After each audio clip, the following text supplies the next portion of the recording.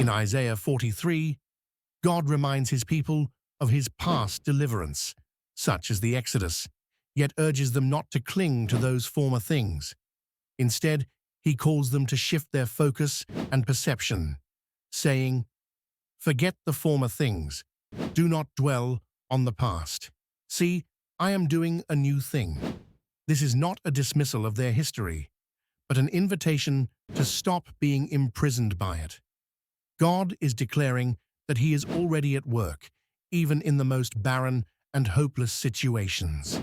Isaiah 43, 18-19 is a message of hope and encouragement, urging believers to forget the past and anticipate God's new work in their lives. It emphasizes that God is constantly doing new things, even when past events or habits might make it hard to see or believe it. Key points from the verses: forget the former things.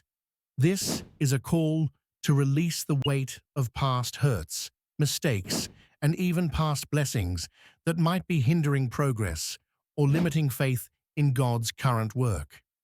Do not dwell on the past. It's not just about forgetting, but also about actively shifting focus from dwelling on what has been to anticipating what is to come. God is doing a new thing. This is a promise that God is actively working, bringing about new opportunities, new experiences, and new ways of working in the lives of believers. Do you not perceive it?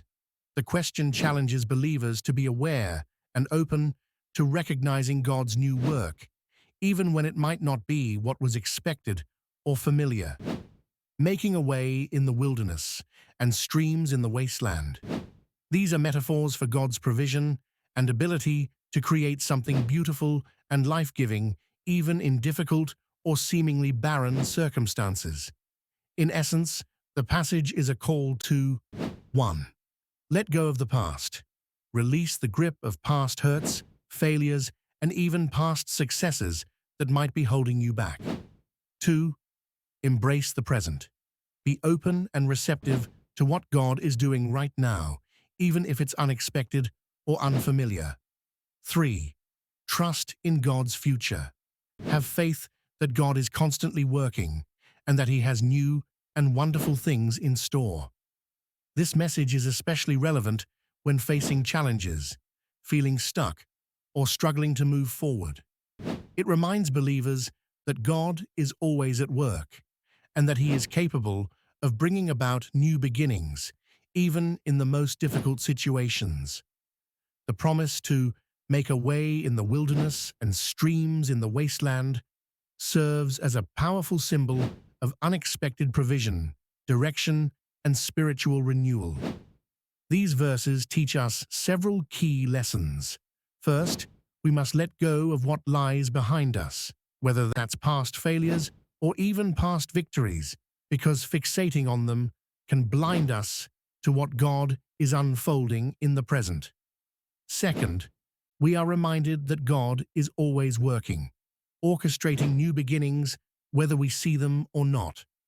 Third, this passage assures us that even in the hardest places, the wilderness and the wastelands of our lives, God can bring life, transformation, and hope. Finally, it challenges us to cultivate spiritual sensitivity.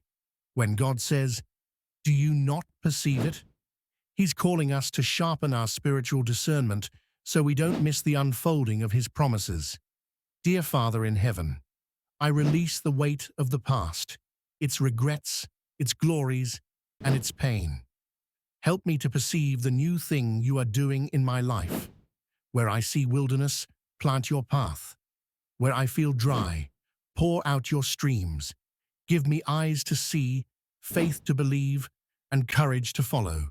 In Jesus' name, amen.